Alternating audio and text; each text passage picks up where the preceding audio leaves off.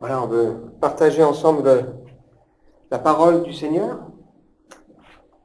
Alors pour introduire ce qu'on va partager ensemble ce matin, j'aimerais nous raconter 3 petites histoires qui vont nous faire cheminer. La première, c'est quelque chose qu'on a vécu cet été. On était en vacances dans un camping, et puis Théophile a sympathisé avec un petit garçon qui s'appelle William. Et à un moment donné, ce petit garçon, donc avait l'âge de Théophile, va aller jouer et va perdre ses lunettes. Donc c'est un garçon qui a des soucis de vue importants. Hein. Il a perdu ses lunettes et son petit pistolet en plastique. Et nous, ce jour-là, on était partis en visite pendant la journée.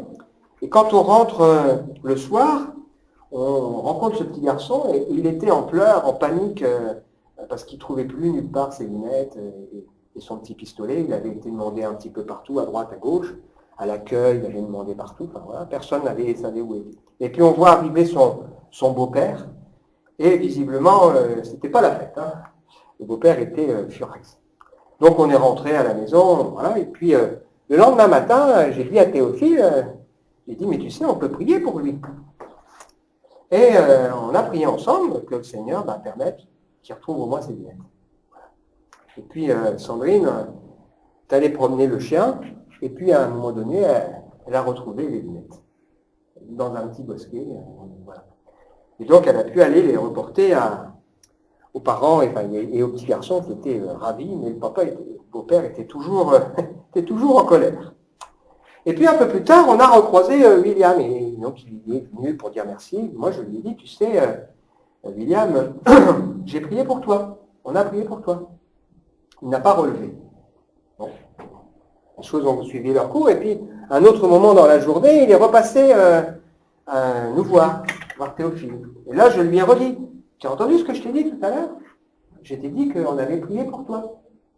Et il croyait en fait que c'était une blague. Il me dit, mais pourquoi Je dis, parce qu'on est croyants. Il me dit, quoi? Vous croyez à quoi? Vous croyez aux fantômes? Vous croyez... Je dis, non, on croit en Dieu, on croit que Dieu nous aime, on croit qu'on peut prier Dieu qui est celui qui peut agir. Et puis là, il commence à poser quelques questions. Il dit, mais comment vous faites pour prier? Vous vous mettez comme ça et vous priez?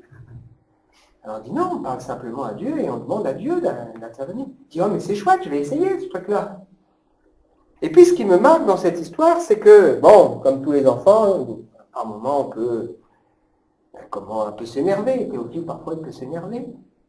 Et à un moment donné, quand Théophile va s'énerver, William, qui semble ne pas connaître grand-chose, va dire à Théophile, mais quand on est chrétien, on ne parle pas comme ça, on ne fait pas ça. Et donc, cette première histoire nous montre que la foi chrétienne doit être cohérente. Doit être cohérente. Mais, attention, la foi chrétienne, ce n'est pas qu'une simple morale. Il y a des gens qui n'ont pas la foi et qui peuvent avoir une grande moralité, nous donner même des leçons.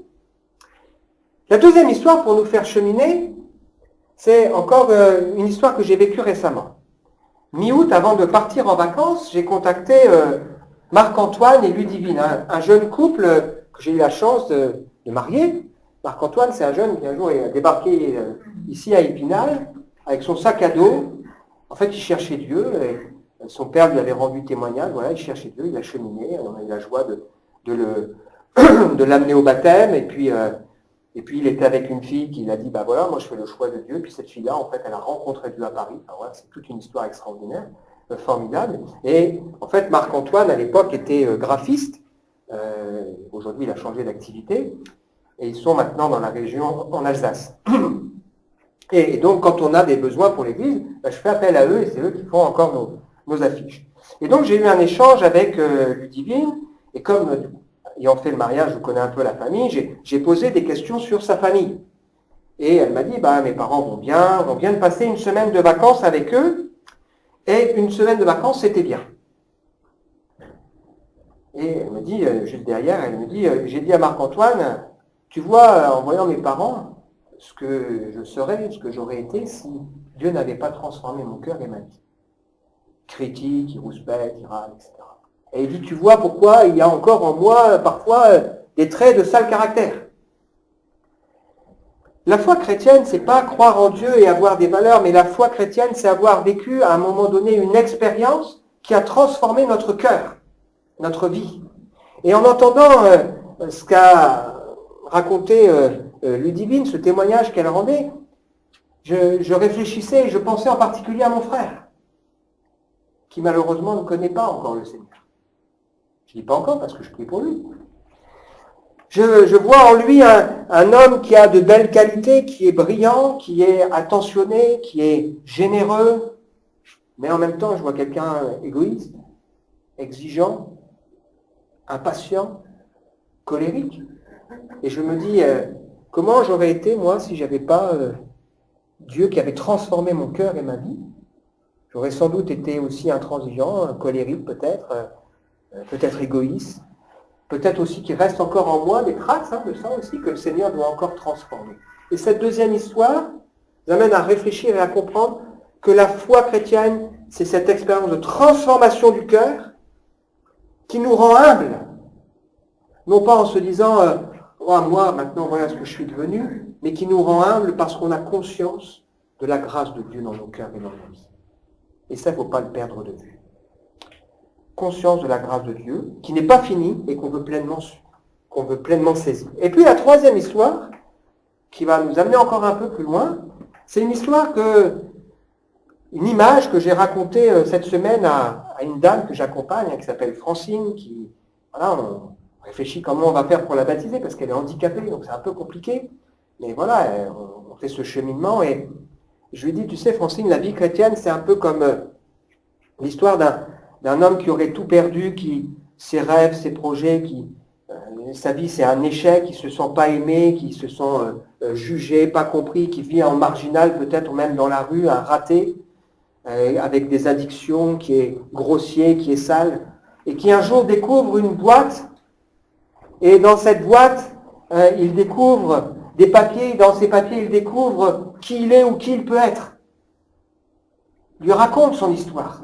Et là, il y a plusieurs options pour cet homme. Il referme la boîte en disant n'importe quoi, ces papiers-là, ça ne vaut rien. Ou alors, à un moment donné, il se met à croire ce qui est dit dans cette boîte, qu'il est autre chose.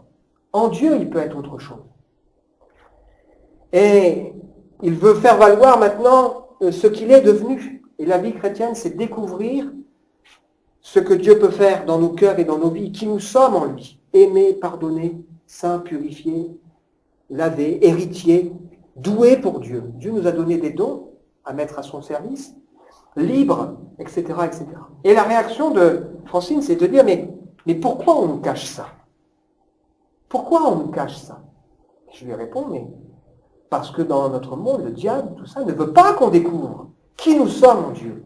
Et c'est pas pour rien que la première arme que le Seigneur mentionne dans l'équipement du chrétien, dans les armes pour combattre le bon combat de la foi, c'est la ceinture de la vérité, pour pouvoir proclamer la vérité en particulier de qui nous sommes en Dieu, et que nous devons apprendre à découvrir et à vivre. La vie chrétienne, c'est l'apprentissage d'une nouvelle vie, la foi dans la vérité et dans la dépendance du Seigneur. Tout ça va nous amener à regarder à Dieu, un peu comme Jérémie qui pouvait dire « Quand je pense à ma détresse et à ma misère, quand mon âme s'en souvient, elle est abattue, mais voilà ce que je veux repasser en mon cœur, ce qui me donnera de l'espérance, les bontés de Dieu ne sont pas épuisées. » Et ce matin, on est là pour dire « Je veux regarder à toi, Seigneur. Je crois que, oui, je veux que ma vie chrétienne soit cohérente, oui, je crois à la transformation du cœur, j'ai conscience de ta grâce dans ma vie, et je veux apprendre à vivre et à découvrir ce que tu me dis que je suis en toi. » Alors ça introduit bien le sujet qu'on va partager ce matin. On est toujours dans la découverte de cette lettre qui est tellement d'actualité, la deuxième lettre que Paul laisse à Timothée. Le titre du message de ce matin, c'est « Ne soyons pas surpris, mais soyons préparés ». Alors si on donne quelques éléments de contexte, en prenant peut-être la peine de regarder la situation de Paul, Paul écrit cette lettre pour encourager Timothée, son protégé. Paul, il est à ce moment-là âgé, il est diminué sur le plan physique, il est seul, il dit même que bon nombre de chrétiens l'ont abandonné, il se trouve en prison et il attend son exécution. Et pourtant, dans ce contexte, il déborde de joie et il a des paroles d'encouragement pour Timothée. Malgré tout, il reste plein de foi parce qu'il dit « Je sais en qui j'ai cru ». Il a la puissance. Il est plein de foi parce qu'il sait que sa vie, il n'est pas passé à côté de l'essentiel. C'est pourquoi il dira dans ce livre, dans cette deuxième lettre, « J'ai combattu le bon combat, j'ai achevé la course, la couronne de justice m'est réservée. » C'est-à-dire qu'il sait qu'il n'est pas passé à côté de l'essentiel et il sait ce qui l'attend. Il a découvert ce trésor dont on parlait tout à l'heure. Il a conscience parfaitement du contexte dans lequel se trouve Timothée, contexte difficile. Il a conscience des questions, des luttes, des faiblesses de Timothée, mais il a surtout conscience de la valeur de l'expérience de Timothée. Timothée a fait une belle expérience de conversion, de découverte de la foi de Dieu. Il a conscience et il a confiance en l'assistance du Saint-Esprit. C'est pour ça qu'il dit à Timothée, je t'encourage à ranimer la flamme du don que tu as reçu. Parce que Dieu ne t'a pas donné un esprit de timidité, mais un esprit qui te remplit de force, d'amour et de sagesse. Ne passe pas à côté de l'essentiel.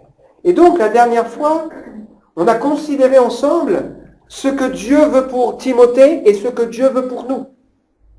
Il veut que nous soyons des vases d'honneur, sanctifiés, utiles et préparés pour les œuvres que Dieu, dans lesquelles Dieu veut nous faire entrer. Il veut que nous ayons cette foi en lui qui touche les cœurs.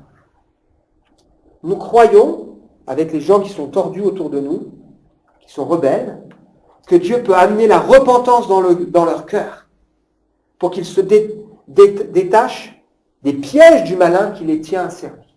Parce que c'est une réalité. On croit en la puissance de Dieu, on a conscience aussi qu'il y a la responsabilité humaine et qu'il y a aussi un ennemi. Et donc il est important pour nous de nous rappeler cela et de mettre notre foi en Dieu qui sauve et qui transforme des vies. Vous savez qu'il y a des pasteurs, lorsqu'ils forment des stagiaires, ils les emmènent dans un cimetière et ils leur demandent d'annoncer l'évangile. C'est étonnant comme expérience. Il leur dit l'évangile c'est ça. C'est Dieu qui rend la vie à des morts. Parce que spirituellement, si on n'a pas Dieu, on est mort. Et le même miracle est nécessaire pour qu'on puisse découvrir la vie du Seigneur. Alors on va maintenant changer un petit peu dans cette lettre, où Paul, il termine en disant, je connais ton contexte, je sais ce que tu as vécu, voilà comment tu dois réagir. Et lui, il dit maintenant, voilà ce qui t'attend. Et c'est ce qu'on va découvrir ensemble, maintenant, à travers ce texte. Pas surpris, mais préparé. Et alors là, attention. Qu'est-ce qui t'attend ? 2 Timothée, chapitre 3, versets 1 à 5. Sache que dans les derniers jours, il y aura des temps difficiles. J'entends son nom qui dit super, mais oui. Car les hommes seront égoïstes, amis de l'argent, fanfarons, hautains, blasphémateurs, rebelles à leurs parents, ingrats, irréligieux, insensibles, déloyaux, calomniateurs, intempérants, cruels, ennemis des gens de bien, traîtres, emportés, enflés d'orgueil, aimant le plaisir plus que Dieu, ayant l'apparence de la piété, mais reniant ce qui en fait la force. Éloigne-toi de ces hommes-là. Alors, j'aimerais faire 2 remarques sur ce passage et nous inviter ensemble à tirer 4 leçons. Alors, 2 remarques. La première remarque, c'est que ce texte, évidemment, décrit les temps que nous vivons. On pourrait s'asseoir avec des amis en buvant un café, là, où on partage un apéro. On dit, ah ouais, c'est difficile, hein. Ouais, c'est vrai, les gens, il n'y a que l'argent qui compte, les gens sont égoïstes, on ne respecte plus rien, les gens sont hautains, regarde le président Bolsonaro comme il se comporte, regarde un tel. On pourrait décrire ce texte.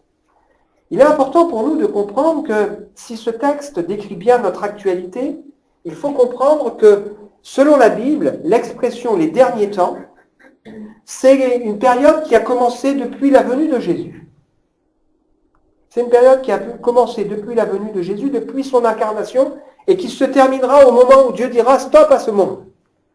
ou le moment où le Seigneur reviendra. C'est pour ça que dans la lettre aux Hébreux, il nous est dit ceci: après avoir autrefois, à plusieurs reprises et de plusieurs manières, parlé à nos pères par les prophètes, Dieu, dans ces derniers temps, nous a parlé par son Fils, qu'il a établi héritier de toutes choses, par lequel il a aussi créé le monde, celui qui est le reflet de sa gloire et l'empreinte de sa personne. Lorsque les premiers disciples étaient assemblés, que le Saint-Esprit est descendu sur eux, Pierre va se lever et va citer un texte de l'Ancien Testament, un texte de Joël, dans les derniers jours. Voilà ce qui arrivera, pour dire c'est en train de s'accomplir. Donc selon la Bible, les derniers temps, c'est la période qui a commencé depuis la venue de Jésus. Un Jean nous dit, petits enfants, c'est la dernière heure. Donc on pourrait se dire, c'est bizarre cette histoire. Eh bien, il faut comprendre que nous vivons dans ce temps de patience de Dieu, cette année de grâce du Seigneur, ces derniers temps. Et il y a dans ces derniers temps des choses qui se passent et qui vont s'amplifier. C'est pour ça que parfois les gens disent, mais quand on dit qu'il y aura des bruits, des guerres, des tremblements de terre, on dit, mais ça a toujours existé. Quand on dit les gens seront égoïstes, mais ça a toujours été. Oui, mais ça s'amplifie. Ça s'amplifie dans cette période. Le Seigneur ne nous a pas cachés, et dès les premiers temps de l'Église, il y a eu ces sectes pernicieuses qui ont commencé à venir et qui ont calomnié la voie de la vérité et qui ont rendu la confusion. Donc oui, ça a toujours existé, mais ça s'amplifie aujourd'hui et on est obligé de le reconnaître. On est obligé de le voir. La deuxième chose qu'on peut se rappeler ici, c'est que les qualificatifs qui sont mentionnés, la deuxième remarque, ils vont de pair.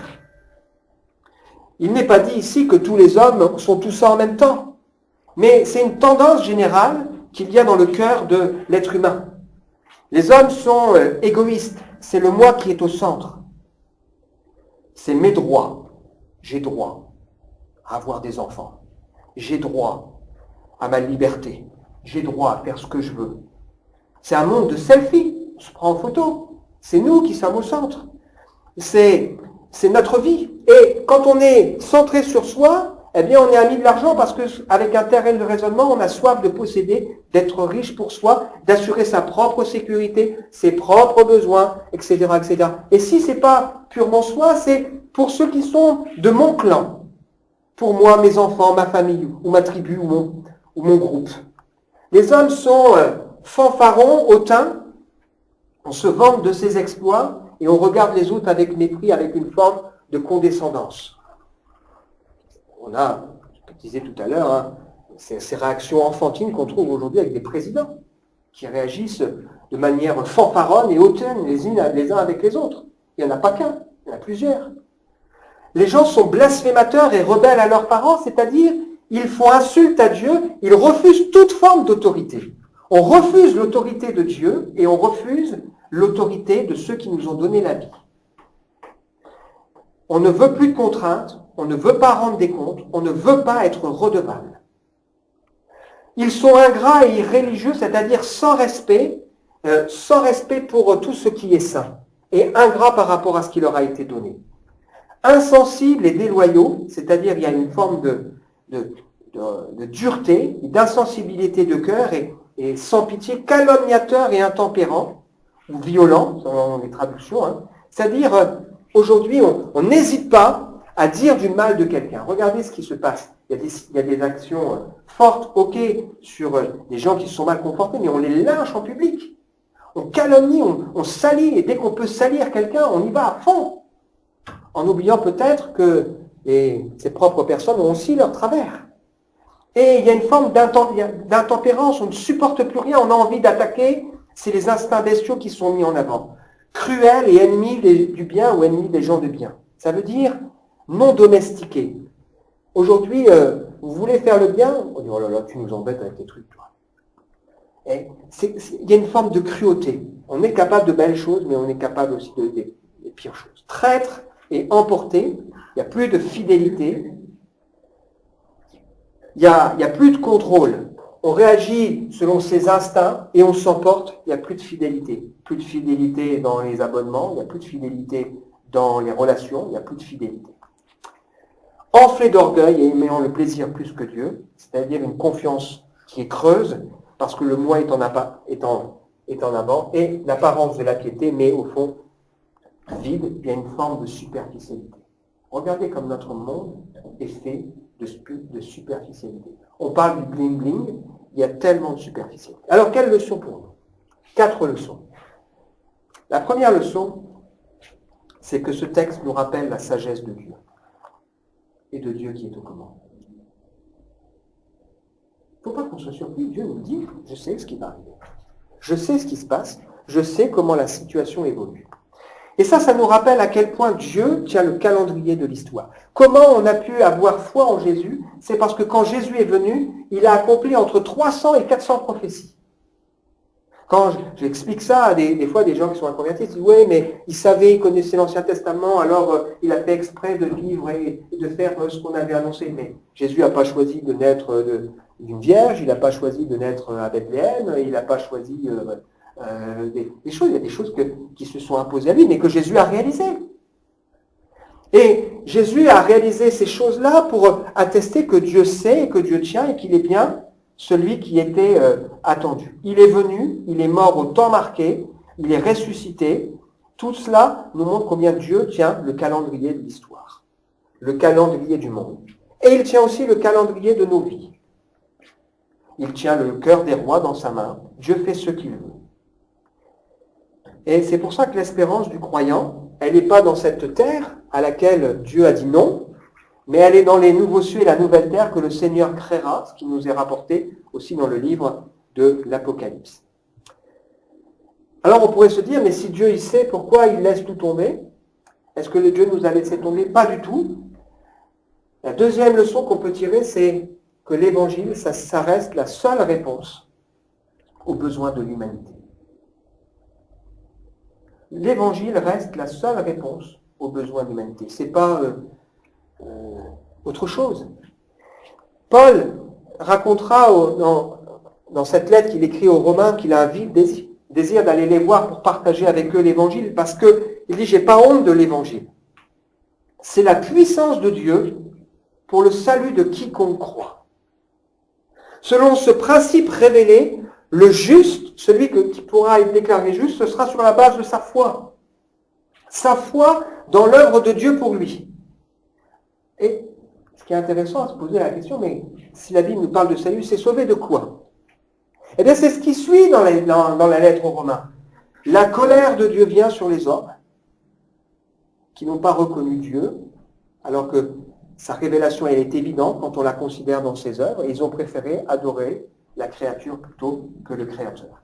Et il s'ensuit à ça tout un jugement qui tombe et qui reprend une liste qui est proche de celle que nous lisons ici. Dieu a livré les hommes à toutes sortes d'injustices ou de méchanceté, de cupidité, de malice. Ils sont pleins d'envie, de meurtre, de querelles, de ruses, de malignité, rapporteurs, médisants, impies, arrogants, hautains, fanfarons, ingénieux au mal, rebelles à leurs parents, dépourvus d'intelligence, de loyauté, d'affection naturelle, de miséricorde. Et c'est pour ça que la seule solution pour l'homme, c'est l'Évangile. C'est l'Évangile qui vient transformer le cœur de l'être humain, qui vient changer la vie, qui vient nous donner une espérance extraordinaire. L'homme est incapable de se sauver lui-même parce qu'il est incapable de changer son propre cœur. Et la seule réponse que l'homme peut faire quand il voit tout ce qui se passe, c'est d'imposer de nouvelles lois, de nouvelles règles, de mettre des gens en prison, d'imposer des punitions qui ne changent rien. Troisième leçon, c'est que ce texte nous rappelle que le véritable problème du monde, ce n'est pas la pollution, ce n'est pas le chômage, ce n'est pas la pauvreté. On peut enlever la pollution, admettons. Est-ce que les gens seront heureux? On peut enlever la pauvreté. Est-ce qu'il n'y aura plus de violence? Est-ce qu'il n'y aura plus de guerre? Est-ce que pour autant il n'y aura plus de femmes qui vont mourir, d'enfants qui seront battus? Est-ce que pour autant il n'y aura pas d'injustice? On peut régler le problème des retraites. On peut enlever, mettre des règles qui contrôlent un peu mieux les choses. Le problème, il vient de quoi? C'est ce que nous montre ce texte. C'est le cœur. C'est le cœur de l'être humain qui est mauvais. Et Paul est en train d'expliquer à Timothée que le cœur de l'homme, il est sans doute plus mauvais encore que ce que Timothée imagine. Le cœur de l'homme est sans doute encore plus mauvais que ce qu'il imagine. J'ai vraiment été marqué par cette interview de cet avocat connu qui disait que quand il a débuté dans la magistrature, à 25 ou 27 ans, il se disait, avec tout ce que j'ai déjà vu, j'ai tout vu. Et là, il disait, il était plus âgé, je ne sais pas quel âge il a, hein, il disait, c'est incroyable, mais j'en vois encore pire. Il n'y a pas de limite au mal. C'est le cœur de l'homme qui est mauvais. Mais il est important pour nous de réaliser que la grandeur de Dieu, elle est sans doute supérieure à tout ce qu'on peut imaginer. On imagine que Dieu est puissant, tout puissant, eh bien, on limite encore dans notre imagination qui est Dieu. L'amour de Dieu, on limite. C'est infiniment plus grand que tout ce qu'on peut penser et imaginer, extrêmement plus profond et encore plus grand que tout ce qu'on peut rêver. Et si ce texte nous parle du cœur de l'être humain, il est important aussi pour nous de comprendre qu'il nous concerne aussi. Bien évidemment, j'ose le croire, nous avons expérimenté Dieu qui change nos cœurs et nos vies, et on veut se rappeler que Dieu veut faire de nous des vases d'honneur, mais cette nature que nous avons en nous, elle nous joue encore des tours parfois. Et nous-mêmes, on peut avoir quelques traits, même dans notre manière de vivre la foi. Regardez, est-ce que parfois on n'est pas égoïste quand les gens ils imaginent que Dieu c'est juste, je crois en Dieu, je prie pour moi, pour mes besoins, mes enfants, etc., mais qu'on en oublie que nos vies, elles sont appelées à être consacrées au Seigneur. Est-ce qu'on n'est pas égoïste quand on se dit je vais aller dans un endroit qui me plaît, plutôt que de se dire je vais aller dans un endroit où je peux être utile, où je peux servir le Seigneur, où je peux être à la place que Dieu veut pour moi? Est-ce qu'on n'est pas peut-être ami de l'argent lorsque on est riche pour soi et pas riche pour Dieu? Est-ce qu'on n'a pas parfois un regard hautain et fanfaron sur ceux qui sont autour de nous et nous devons apprendre à rendre un témoignage qui soit équilibré, qui n'est pas la mise en avant de nous, mais qui est la mise en avant dans la grâce de ce que Dieu a fait pour nous et pour nos cœurs? Et on pourrait continuer ici avec le respect de l'autorité, etc., etc. Et donc Paul est en train de dire à Timothée que malheureusement, cette tendance-là, elle peut aussi venir dans l'Église et il faut y veiller. Et il faut y veiller. Alors, conclusion, qu'est-ce que on doit retenir de tout ça? L'enseignement que le Seigneur nous donne sur les signes, les choses qui vont arriver, n'est pas là pour satisfaire notre curiosité, mais c'est là pour nous alerter, pour que nous ne soyons pas surpris, mais que nous puissions nous préparer. Que nous puissions aussi veiller sur nos propres cœurs et sur nos propres vies. Paul recommande à Timothée de s'éloigner de ces hommes-là, c'est-à-dire de ceux qui, on y viendra la semaine prochaine, qui vont introduire toutes sortes de choses parce qu'ils sont animés par tous ces sentiments où finalement il y a une apparence, mais Dieu n'a plus sa place. Plus que jamais, nous avons besoin de vivre et de croire en la puissance de l'Évangile. Plus que jamais, nous avons besoin de croire et de vivre l'expérience de Dieu qui amène des hommes et qui les pousse à la repentance.